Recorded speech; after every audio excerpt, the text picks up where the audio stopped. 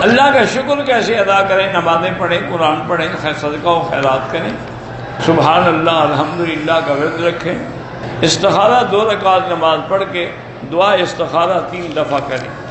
ساس اپنے داماد کے ساتھ حج پہ آ سکتی ہے؟ ہاں آ سکتی ہے۔ شوہر اور بیوی میں محبت پیدا ہو تو یا لطیف ہو یا ودود اللہ کے نام ہے یہ پڑھ کے دعا کیا کریں۔ شوہر اگر ہوٹل میں ہے تو بیوی حرم میں رات اکیلی آ سکتی ہے؟ اگر شوہر اجازت دے تو آ سکتی ہے۔ حرم میں جو دسترخوانوں پہ کھجور ہے وہ کھا سکتے ہیں۔ عمرے اور حج کو آنے والا آدمی کس زمرے میں شمار ہوتا ہے؟ امیر ہے غریب دونوں ہوتے ہیں، امیر بھی آتے ہیں غریب بھی آتے ہیں۔ ہم نے الوداعی طواف کر لیا، مدینہ نہیں جا سکے، ویسے عمرے والے کے لیے طواف الوداع ہوتا ہی نہیں ہے واجب، باہر کر لیا تو اچھا ہے، نفلی طواف ہو جائے گا۔ 40 نمازیں پڑھنا بہت بڑی فضیلت ہے، لیکن نہ ملے وقت تو کوئی بات نہیں۔ کھجور کی کٹوریاں باہر تقسیم کر رہے ہیں، ہم 1 کے بجائے 2 لے سکیں، چاہے جتنا مرضی ہے لے لیں۔ تقویٰ مانا اللہ سے ڈر کے گناہوں سے بچنے والا۔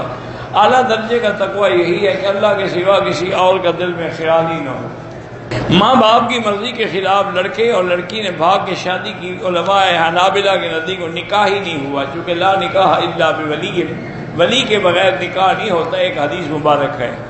اگر عمرہ کرتے ہوئے کندھا نہیں نکالا اور رمل نہیں کیا کوئی جرمانہ نہیں، لیکن سنت کے ثواب سے محروم ہو گیا۔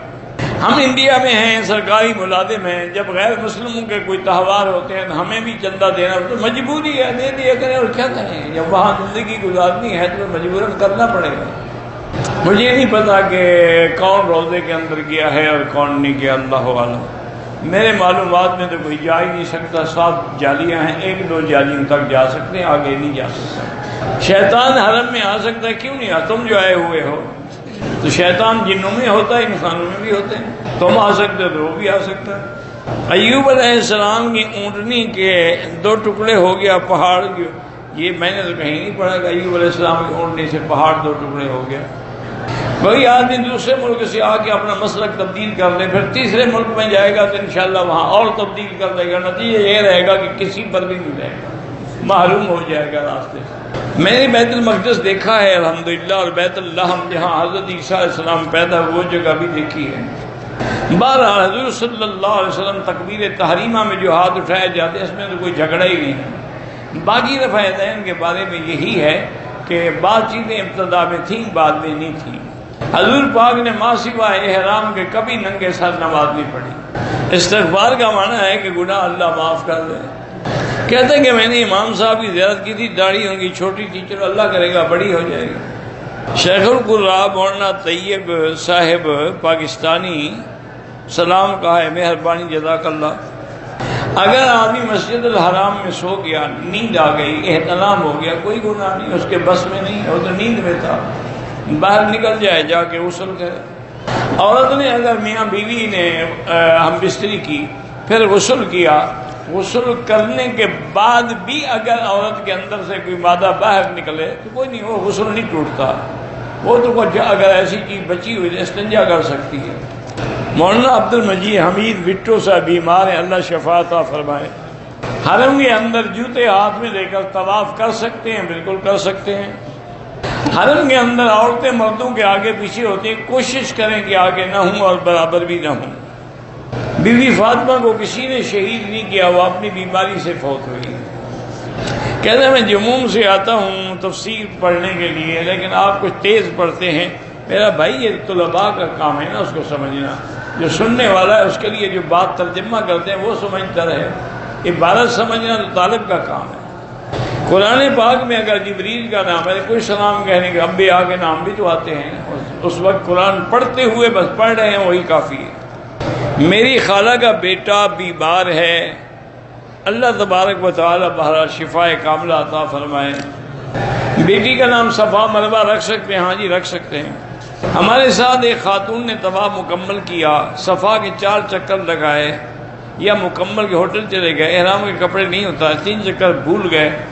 بہرحال اس کا بہتر یہی ہے کہ صفا مروہ بھی دوبارہ کرے اور دم بھی ادا کرے۔ کہتے جی کہ یہ جو حدیث میں آتا ہے کہ اللہ تبارک و تعالی رات کے آخر حصے میں آسمان دنیا میں نزول اجلال فرماتے ہیں، تو کہتے ہیں کہ رات تو ہر جگہ نہیں ہوتی، پاکستان میں رات کا الگ وقت ہے، امریکہ میں الگ وقت ہے، وہ جو بھی اوقات، جو وقت جہاں ہوگا اللہ کی ذات تو آسمان دنیا میں تشریف لائے گی، وہ وقت جہاں جہاں آتا جائے گا، اس میں کیا تکلیف ہے؟ پہلے تو اللہ کا آسمان سے آنے پر ہمارا ایمان ہے، لیکن کیسے آتے ہیں یہ نہیں سمجھ سکتے۔ اور نہ مخلوق کو چاہیے کہ وہ خالق کی ذات میں بحث کرے، خالق کی مصنوعات میں بحث کرو، خالق کی بنائی ہوئی چیزوں پہ غور کرو، لیکن خالق کی ذات میں نہ الجھو، ورنہ ایمان سے آدمی نکل جاتا ہے۔ جو حدیث میں ہے، قرآن میں ہے، اللہ عرش پہ ہیں، آسمان دنیا میں تشریف لاتے ہیں، اور پھر فرماتے ہیں کہ کوئی ہے مجھ سے مانگنے والا، کوئی حاجت مند، کوئی پریشان، میں اس کی پریشانیاں دور کر، تو ہمارا ایمان ہے۔ باقی اس وقت کہاں رات ہوگی کہاں نہیں ہوگی، تو لیلۃ القدر کیسے ہوتی ہے؟ اگر لیلۃ القدر بھی تو ہر جگہ ہوتی ہے، لیکن ضروری تو نہیں ہے کہ ہر جگہ 25 میں ہو تو ہر جگہ 25 ہو، کہیں 27 ہوگی، کہیں 24 ہوگی۔ میں نے اگر نوکری کر کے اپنے پیسوں سے ایک گھر بنایا تو میرا یہ گھر میرے مرنے کے بعد ترکے کے طور پر تقسیم ہوگا، بالکل یہ آپ کی ملکیت ہے، آپ کے مرنے کے بعد یہ ترکہ ہے اور آپ کے تمام وارثوں کو ملے گا۔ یہ نہیں ہو سکتا کہ آپ کسی ایک اولاد کو دیں، یہ ناجائز ہے۔ اگر دینا ہے تو پھر جتنی اولاد ہے سب کو برابر دیں، کسی سے نا انصافی نہ ہو۔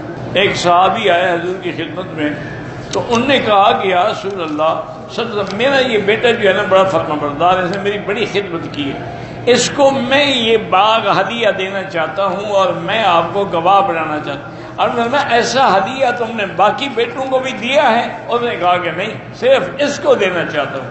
اور میں لا اشہد علی جور، میں ظلم پر کبھی گواہ نہیں بن سکتا۔ یہ کیا ہے کہ تم ایک کو دو اور باقی کو نہ دو؟ دینا ہے تو سب کو دیں۔ اگر کوئی کہے کہ مدینے پاک میں میرا سلام عرض کریں، بالکل عرض کریں۔ میں نے کہ اپنے کاروبار میں ایک حصہ اللہ کے نام پہ لگاتا ہوں، ٹھیک ہے، غریب کی مدد کر دی، بہن بھائی کی کر، وہ بھی ٹھیک ہے، کوئی اللہ کے نام پہ دے رہا ہے نا۔ حدیث پاک میں مفہوم یہی ہے کہ قرآن پاک 3 دن میں ختم ہو، یہ معنی نہیں کہ اس سے کم میں بالکل نہ ہو، معنی یہ ہے تاکہ آدمی سمجھ سے فہم سے ایک ایک لفظ کو پڑھ سکے۔ لیکن جن کو اللہ تبارک و تعالی نے توفیق دی ہے، جیسے امام شافعی رحمۃ اللہ علیہ رمضان شریف میں روزانہ ختم کرتے تھے، کوئی بات نہیں، وہ سمجھ کے پڑھتے تھے۔ بینک کی نوکری کرنا مناسب نہیں ہے، لیکن جو تنخواہ ہے وہ حلال ہے، کوشش کرو جب دوسری جگہ مل جائے تو اس کو چھوڑ دو۔ میرا اپنے ملک میں گھر نہیں ہے، 1 مہینے کی چھٹی پہ اگر جاؤں تو کبھی 2 دن 3 دن ایک بہن کے گھر، کبھی کسی کے گھر، بہرحال آپ مسافر ہیں، نماز قصر پڑھیں گے، کیونکہ کوئی گھر تو ہے ہی نہیں، ٹھکانہ تو ہے ہی نہیں۔